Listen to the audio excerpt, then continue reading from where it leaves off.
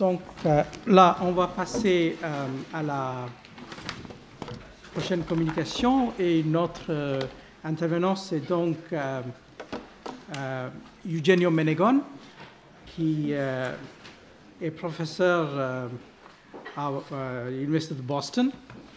Donc, même s'il est originaire de Veneto, mais il est passé par les États-Unis pour venir chez nous. Il a reçu sa formation en études orientales, notamment en chinois, à l'Université de Venise, Ca' Foscari.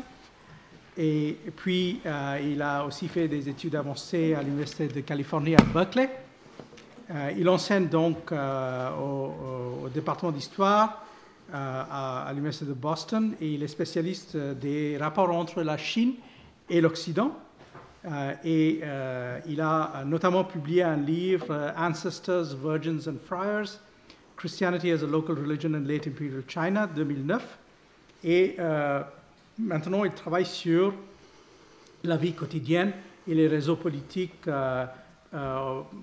des résidents européens à la cour des Qing au Pékin au XVIIe, XVIIIe siècle. Et aujourd'hui, donc, son sujet sur lequel il va nous parler, c'est donc avec un titre en français, Jouissez du temps présent, sous-titre en anglais, Religion and State in Late Imperial China, 1500-1800. La parole est à vous, je passe de l'autre côté. So thank you very much to Professor Subrahmanyam for inviting me. I apologize, I will speak in English because my French is rather poor. I can understand, but I cannot speak it as it should be spoken here in Paris. So I will try to speak slowly. In his 1776 Lettres chinoises indiennes et tartares, the elderly Voltaire republished his words, a note by the good Kangxi emperor to the Peking Jesuits that had first appeared in Duhal's Description de la Chine in 1735. And this is the note, the words of the emperor. The emperor is surprised to see you so stubborn in your ideas. Why would you worry so much about a world where you have not been yet? Enjoy the present, which is in the title. Your God must be pained by your preoccupations. Isn't he powerful enough to exercise justice without your meddling? To Voltaire, this statement was a proof of the superiority of Chinese wisdom embodied by the Chinese emperor over Christianity, as Voltaire saw it in 1776. At that juncture, Voltaire's quotation was also probably metaphorically channeling his admiration for the detached attitude held by the young Louis XVI towards the anti-Protestant demands of the French Catholic clergy the previous year. In a letter to d'Alembert in 1775, Voltaire indeed compared the wisdom of the young king in restraining the clergy to that of Kangxi, completing the comparison by calling the clergy the bonzes and the Protestants the disciples of Confucius. However, as seen in the actual historical context, when it was pronounced many years before in Qing China in 1691, Kangxi's original pronouncement was in fact a reflection of the nature of Chinese imperial patronage towards the missionaries and their religious ideas. Appropriately, for the theme of my paper today, the passage perfectly expressed a general attitude of the Chinese state and the Chinese intellectuals towards religions in late imperial China. Do not preoccupy yourself with the afterlife and the dangerous ideas that such preoccupation puts into the heads of simpletons, and instead focus on life here on earth, as any good Confucian should, and let metaphysical concerns aside. Given the circumstances, the Jesuits did not take this advice in stride. They had reached the imperial gate and presented a memorial asking for protection against the attacks by a prominent statesman, the governor of Zhejiang province in southern China, Zhang Penghe, who considered Catholic activities as dangerous, as heterodox, and needed to be suppressed.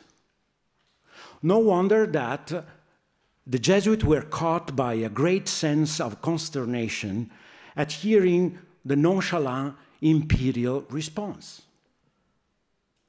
So they kowtowed toward the throne, it's the second part of this quotation,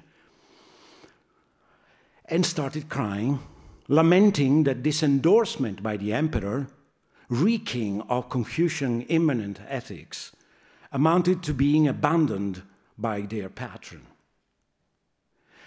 The emperor, in the end, acted in their favor, in part because a powerful Manchu prince and a political enemy of the accusing governor had sided with them, and in part because the Jesuits had been so vocal in their remonstrances.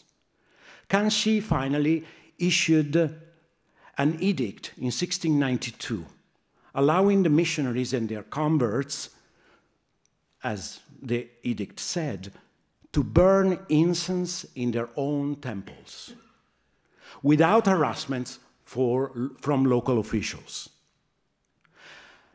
The French Jesuit grandiosely dubbed this imperial act of lenience as an edict of toleration, and soon published in Europe a biography of Kanshi, rather explicitly comparing him to the Sun King Louis XIV.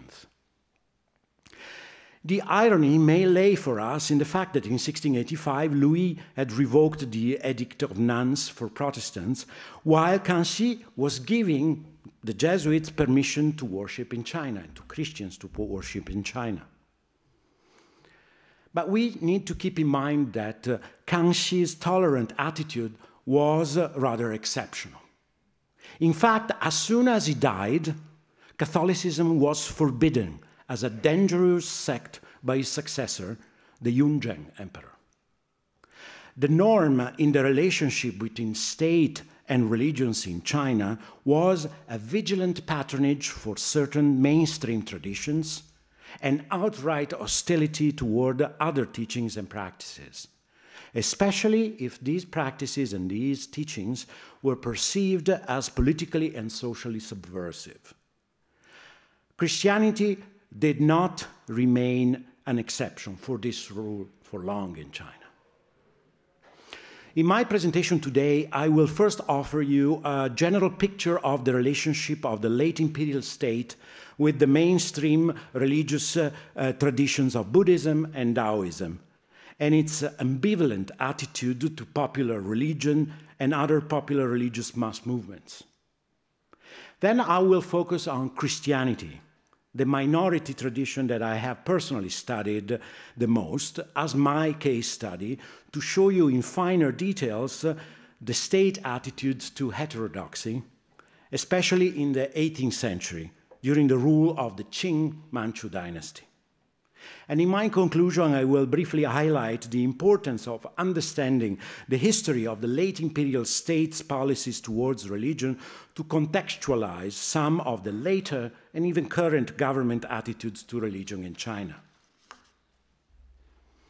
I'll just put here a chronology that I will leave for a while so that you can orientate yourself in chronological terms through the dynasties I will be talking about.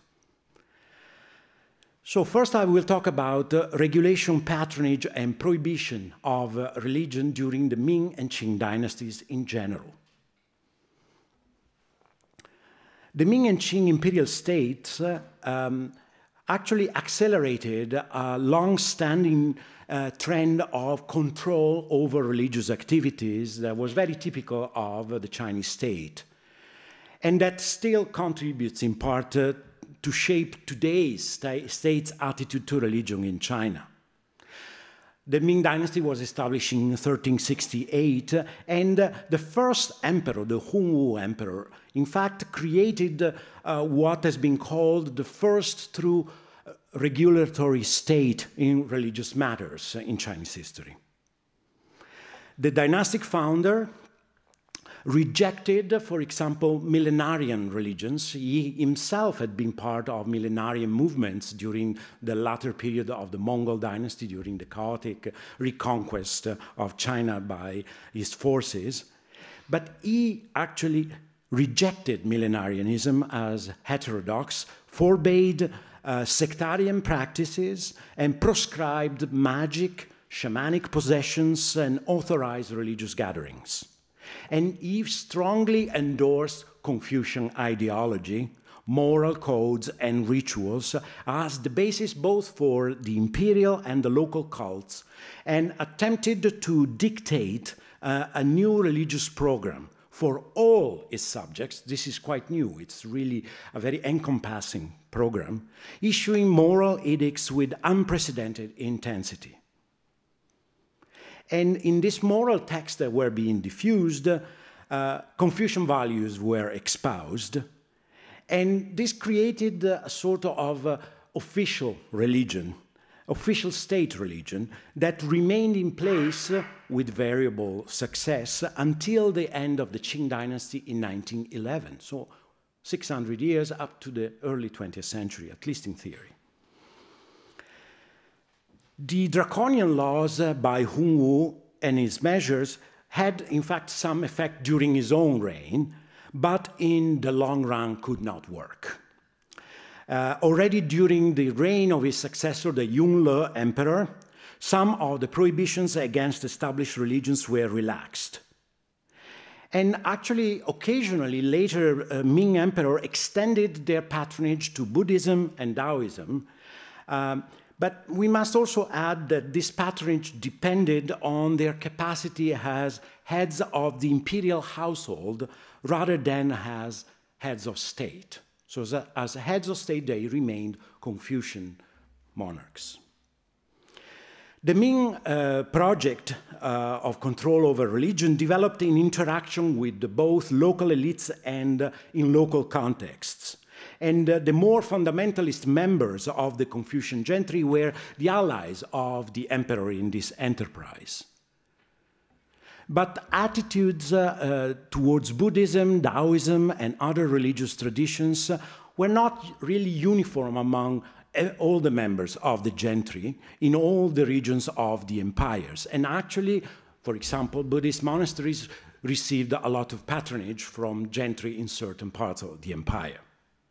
Let's talk for a little while about Buddhism during the Ming.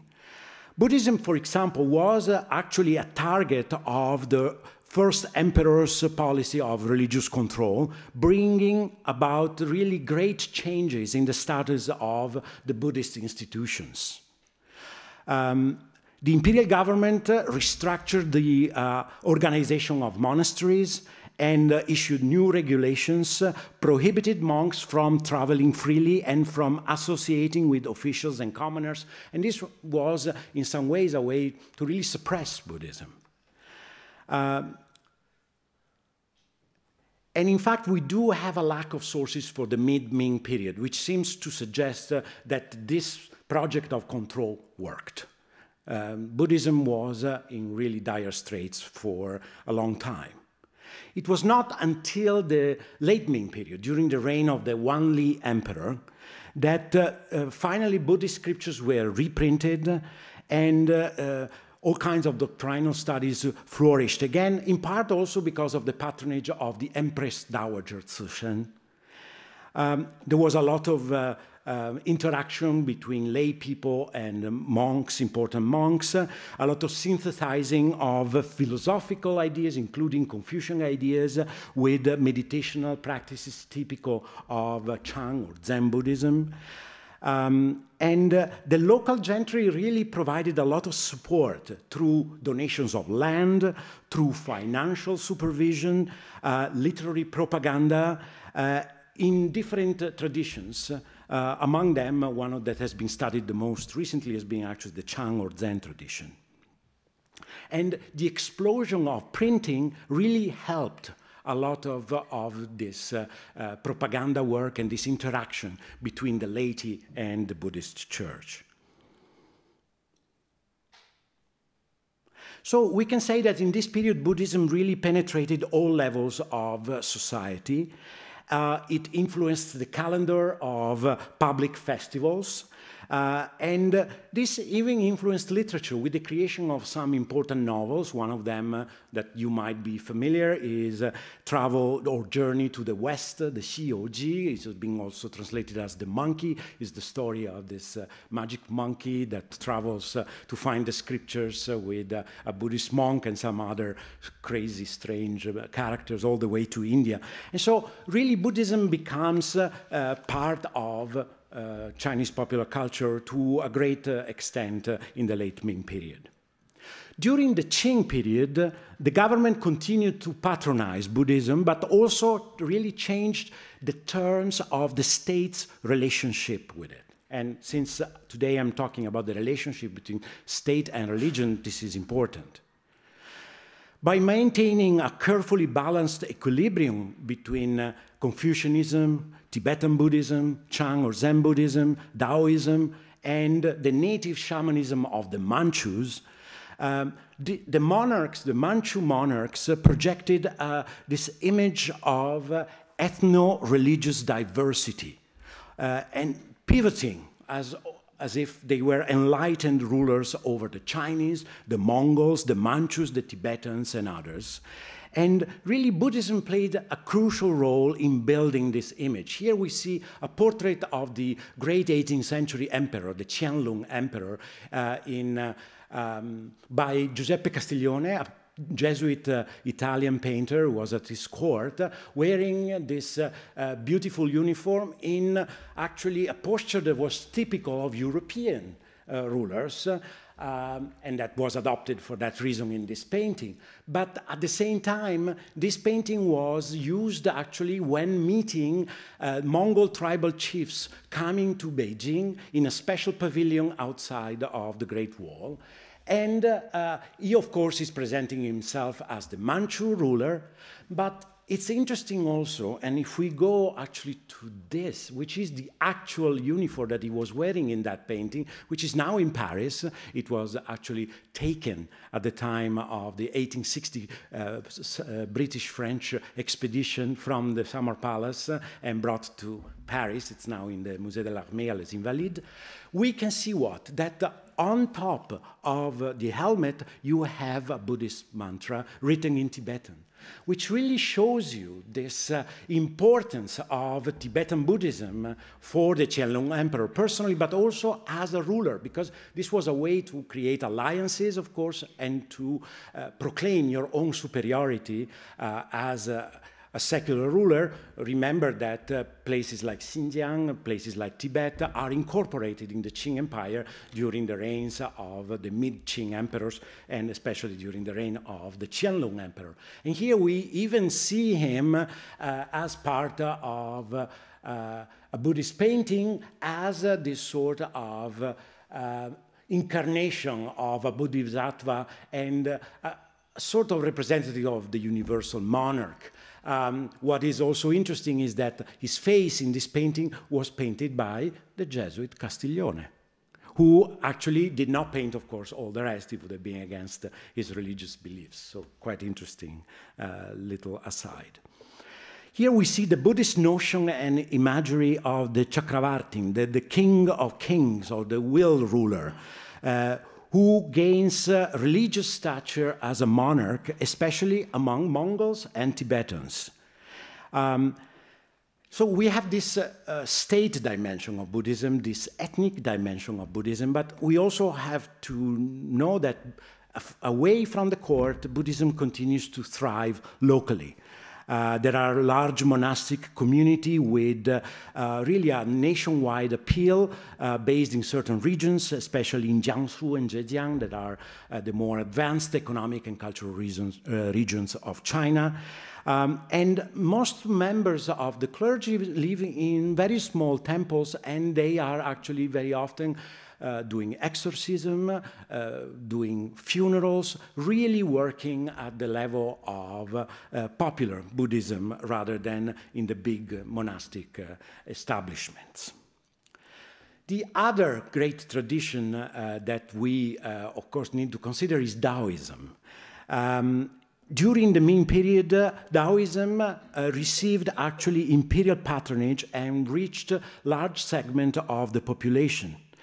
The Hongwu emperor actually, as usual, attempted to limit the influence of organized Taoism and was particularly harsh on organized groups like the Quanzhen, or complete perfection order, which was based on the organizational model of the Buddhist monastic organizations, and for that reason was particularly feared by the emperor. You want actually to control the monks as closely as possible and not to have them in large organizations.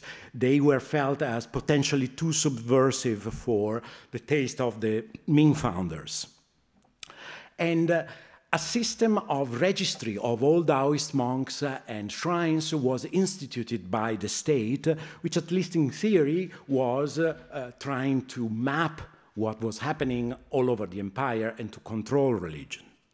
During the reign of the second emperor, Yongle, Taoism actually starts receiving direct state sponsorship. And there are several mid-Ming emperors that were Taoist adepts themselves. In particular, we have the so-called Taoist emperor, the Jiajing emperor, who lived in the 16th century, who became so engrossed in Taoist practices that he started neglecting state affairs, and he let his Taoist ministers run the business of government. And so towards the end of the Ming dynasty, after this lesson, several of the emperors actually diminished their involvement with Taoism. But parallel to this court support for great masters, we also have the popularization of Taoism and the diffusion of really large-scale rituals to exorcise spiritual forces and gods that were perceived as threatening local communities. And actually, some regional goddesses and gods that were not Taoist gods necessarily, they were local gods, are somewhat incorporated in these Taoist liturgies, and this is true to this day. Actually, especially in the south of China, there are still gigantic festivals of exorcism where Taoist priests are inside the temples celebrating, and the vast number of the population is outside, venerating sometimes a moving statue of the local god and engaging in all kinds of noisy festivities.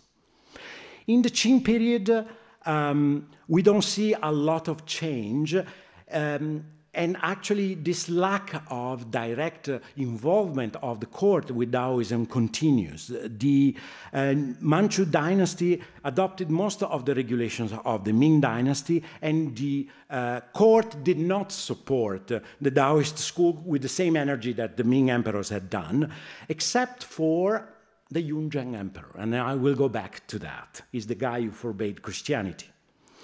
And this, in a way, freed Taoism from excessive political interference, and there was much more bureaucratic indifference, and in fact, an increasing cleansing of Taoist elements from state liturgies, so that by the mid-19th century, for example, only around 50 Taoist specialists had remained within the court rituals of propitiation for the emperor. This, of course, does not mean that the emperor themselves, not as heads of state, but as practitioners, continued to consult Taoist magicians, Taoist liturgists, and so on. So, in conclusion, the Ming and the Qing state tried hard to control religious activities, but they were more successful in allying themselves and thus curbing Buddhist and Taoist official schools, while there was a lot of other stuff going on in the countryside and in the provinces, a lot of heterodox activities by the standards of the orthodox schools. There is a saying in Chinese, the sky is high, the emperor is far away. And so he cannot control everything. The other big tradition in China is, of course, that we call generally popular religion. Most religious activities in China still today happen beyond the institutional organizations of Buddhism and Taoism. There are local temples and local shrines to local gods, and this is the diffuse form of Chinese religion. Sometimes festivals for these local gods attracts hundreds of thousands of people on a regional scale, even today. And of course, this could be seen with some suspicion by local officials, who sometimes did not like the wastefulness of this, but also the potential for unrest. But in fact, these heterodox religious specialists and these groups really catered to the spiritual needs of the Chinese masses. We are talking about millions of people. And so often we're the target of imperial suppression campaigns and attacks by local elite. And especially by the late Ming, we see some of these great movements becoming very successful and covering entire regions of the empire, becoming even supported by sometimes local elites and local magistrates. They dominated entire villages, even entire regions at times, under the leadership of charismatic leaders and the successors. And in some cases, they really appealed to literate middle classes, although the vast majority of the rank and file were commoners. And very often they functioned as charitable institutions, and so really were appealing for a lot of people. They would give them jobs, they would give them support, they would give them literacy.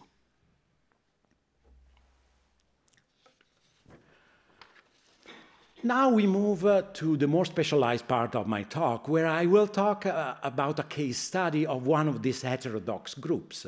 I could have chosen, obviously, many of the Buddhist-inspired or Taoist-inspired groups that I refer to.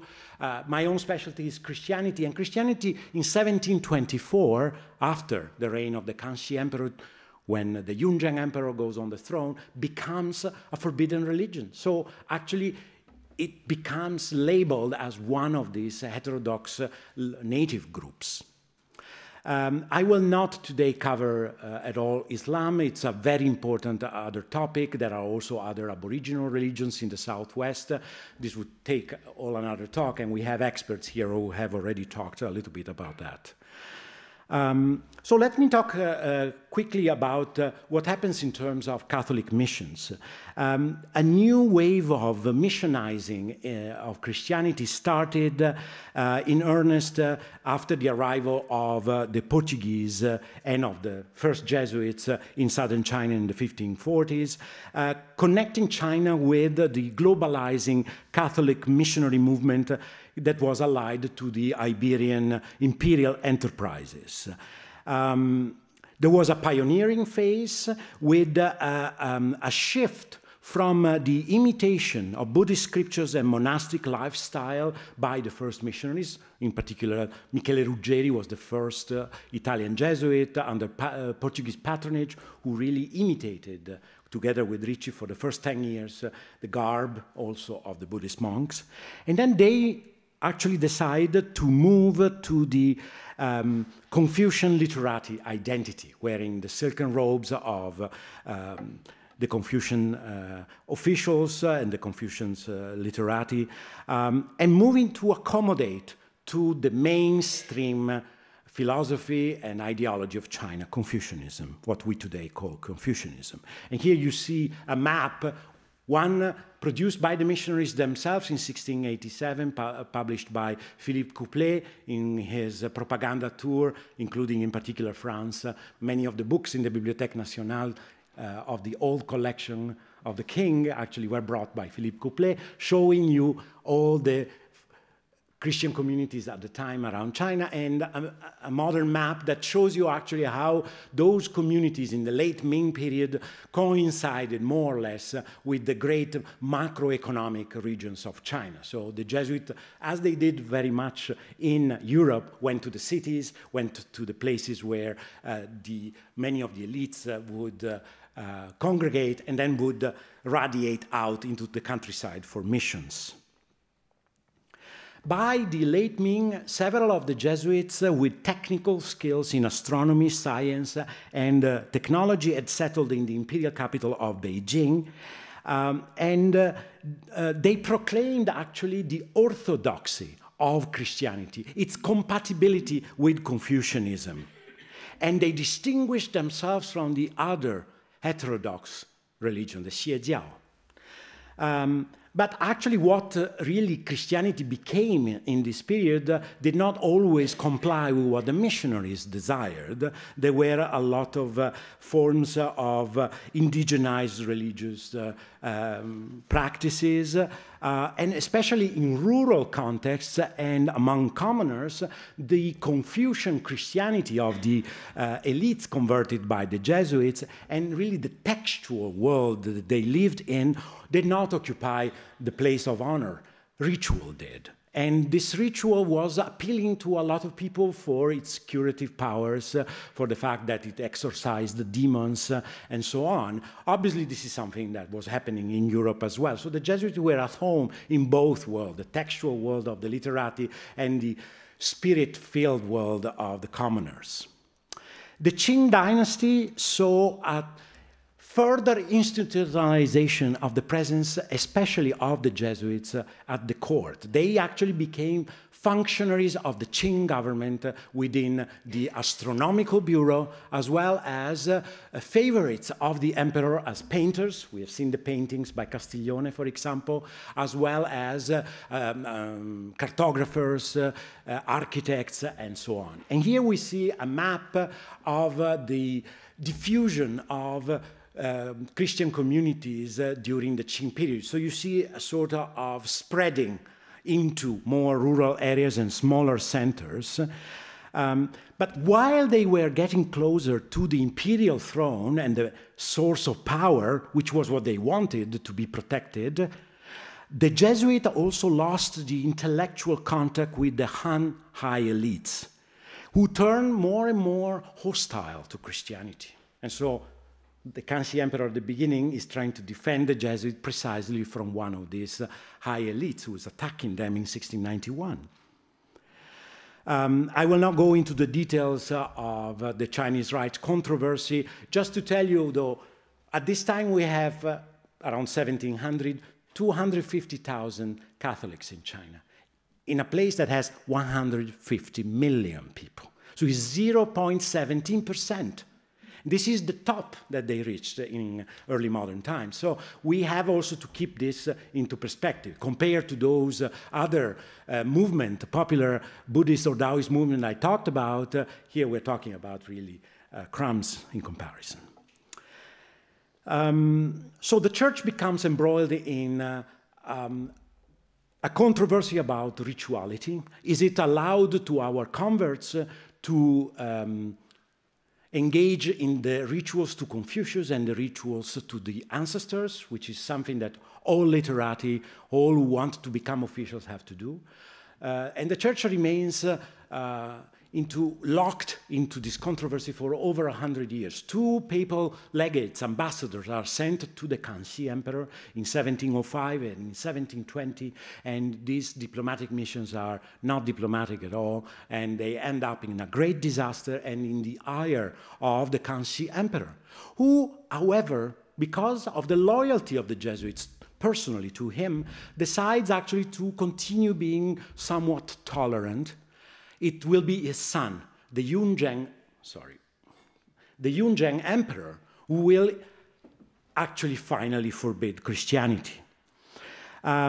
He forbids Christianity as an heterodox sect in all the provinces except under his own nose in Beijing, because he wants to keep those Jesuits, those missionaries, at his own service as astronomers, as architects, painters, for state-building purposes.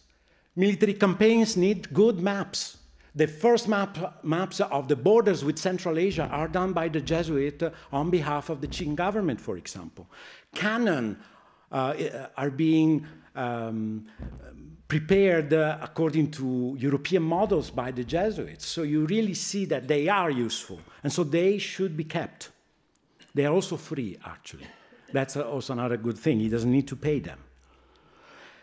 But in spite of the prohibition in the countryside, as it happened also with the other heterodox groups, the activities of the Christians continue underground with underground missionaries. And so there is this sort of strange ambivalence, what I, in one of my articles, have called Jungian's conundrum. He is certainly doing two things at the same time. He's forbidding Christianity and he's keeping the missionaries in Beijing. And so in the capital, so close to him actually, Christianity is in this freer state that it is in any other part of the empire. So why did he make this decision, this apparently controversial and ambiguous decision of doing two things at the same time? There were pragmatic governance considerations.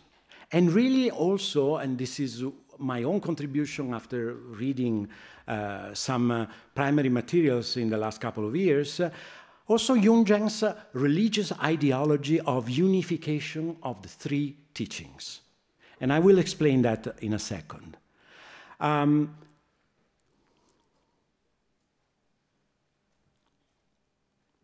So Jungian himself must have understood the ambiguity of his position, allowing court missionary to stay in the capital but prohibiting any Christian activities elsewhere. And he actually allowed this to continue. This imperial attitude towards Christianity becomes less paradoxical if we consider a series of factors. So first I wanted to show you a few strange paintings of the emperor in different garbs, which shows you really how Qing emperors, and the Jungian emperor in particular, in themselves combined many different ethnic and religious identities. Here, for example, he shows himself as a sort of Confucian literatus admiring nature. Here you see him as a Tibetan monk of Buddhist Lamaism. Here you see him as a Taoist expert who is calling the powers of nature, as exemplified by the dragon. Here he's playing with the pitches, a reference to the pitches of immortality, and again the monkey, a reference to the story of Journey to the West. And here he's even dressed up as a European with a wig, and is engaged in fighting a tiger. So maybe metaphorically we could even think, isn't he here fighting heterodoxy, fighting Christianity, dressed up as a European? He had also this other strange European painting done, probably for fun. This would have never been shown outside of the palace, but only to his own concubines, probably just to have fun. So what are then the motivations for the Jungian emperor, actually, to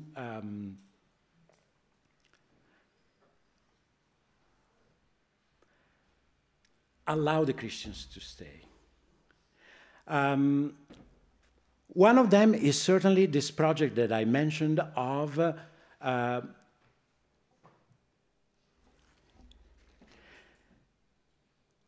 the unification of the three teachings.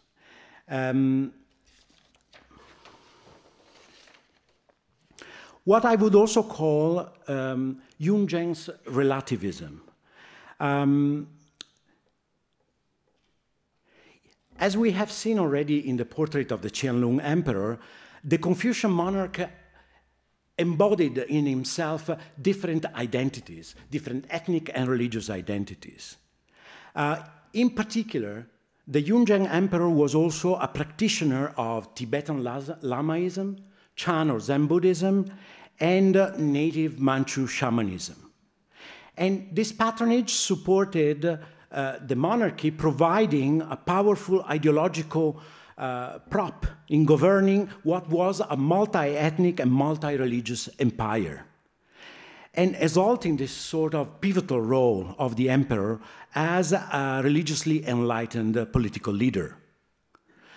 In particular, the Jungian emperor engaged in personal religious cultivation with a small cohort of princes and monks that worked with him on bringing about this project of the unification of the three teachings. And here we see a text that the emperor had published towards the end of his reign. He will die in 1735, published in 1733, where he really wrote down some of the principles of this sort of unification of all teachings. It was composed with the help of 15 of the most trusted imperial princes and advisors.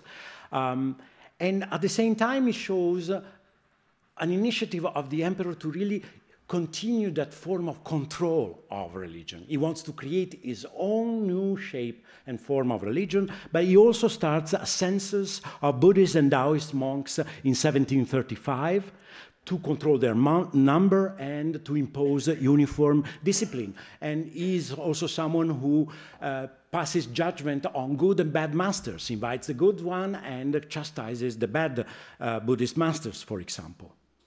His attitude to non-institutional religions and heterodox religious groups is really negative. He thinks that these groups are dangerous, and he has actually an agenda of general reform of society that we have translated as the civilizing mission of the High Qing period. In Chinese, the words are jiaohua, transformation of customs through education, or jiaoyang, teaching and cultivation of the people. And this goes from regulations on the different social groups to religious regulations.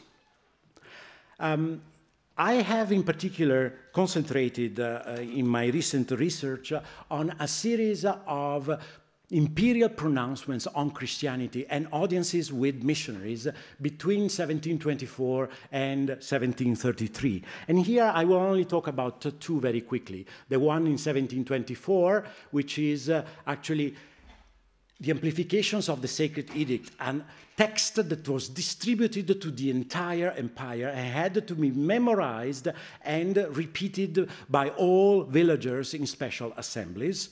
And the second one will be an edict and an audience on the occasion of the visit of the Portuguese ambassador to the Qing court in 1727.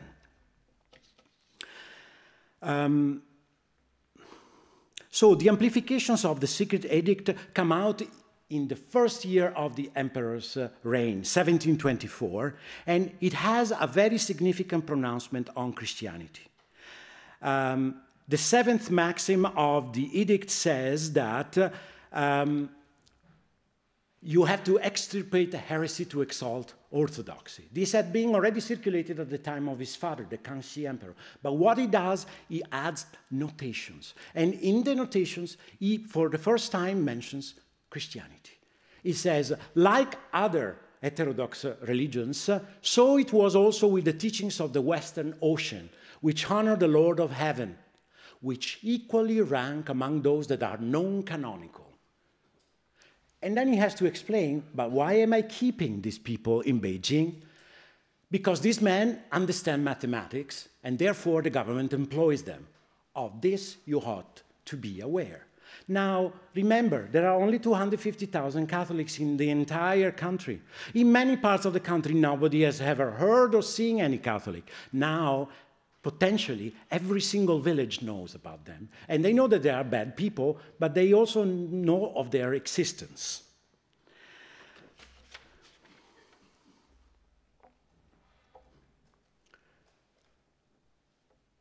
Here he uses a word that is pujing, non-canonical.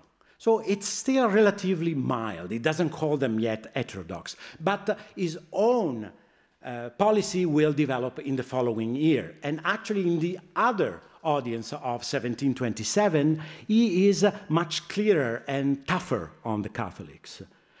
There is actually some language that appears there.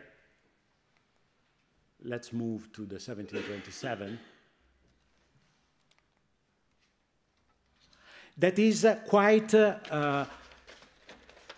more damning of Christianity.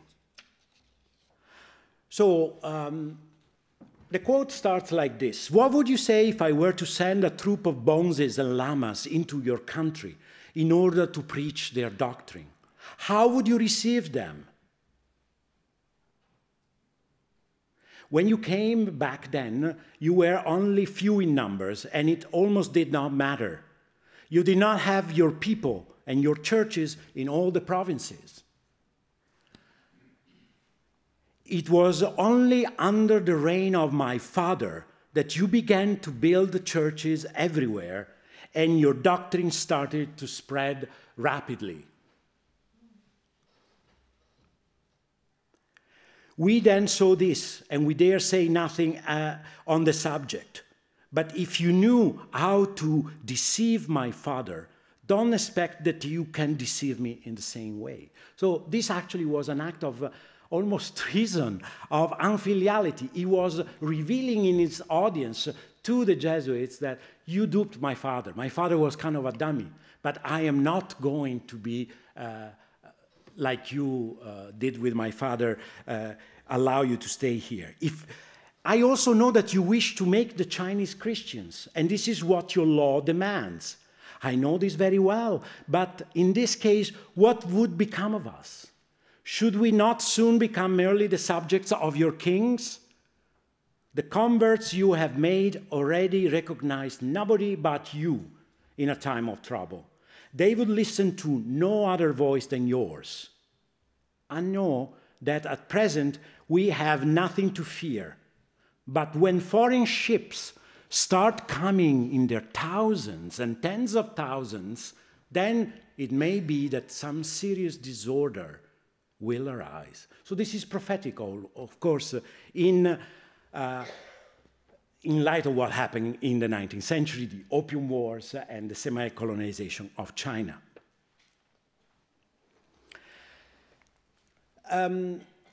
The Yunjiang Emperor was also someone, though, that needed to justify himself as a Confucian monarch and as a legitimate monarch. And so he tried always to explain to the missionaries in what position he was doing this. And so he said, do not imagine in conclusion of this speech that he gave that I have anything against you or that I wish to oppress you.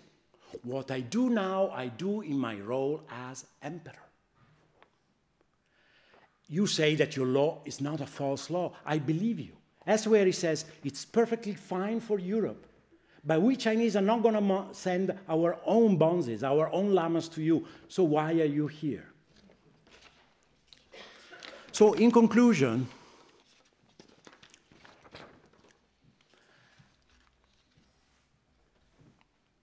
I have tried to show you who was driving religious evolution, religious change in China during the Ming and Qing dynasties. Certainly the state had a very important role of control over religion, but it is obviously also because I chose to privilege the relationship between state and religion that I gave you a lot of the imperial pronouncements. We have also to be aware that change is not just top to bottom, that the emperor is far away, and a lot of happened in the countryside of China and in many locales that did not respond to this kind of dynamics. There were a lot of antinomian teachings. There was a lot of heterodoxy and resistance to orthodoxy.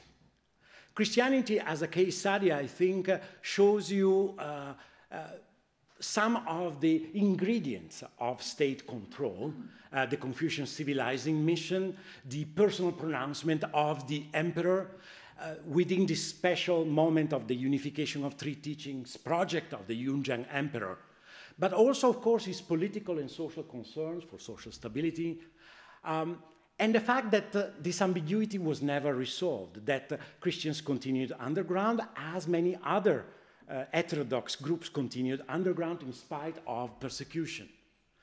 The Confucian public good remained, in a sense, what the emperor wanted to project as his own main motivation, but it was also actually informed by his own religious practice, including Buddhist cosmology, including his attempt at unifying the three teachings. It would be interesting, maybe we can do that in the question and answers part, to also look at the fact that many of the same terms, some of the same attitudes of the states toward religion continue even today. And I will finish here. Thank you.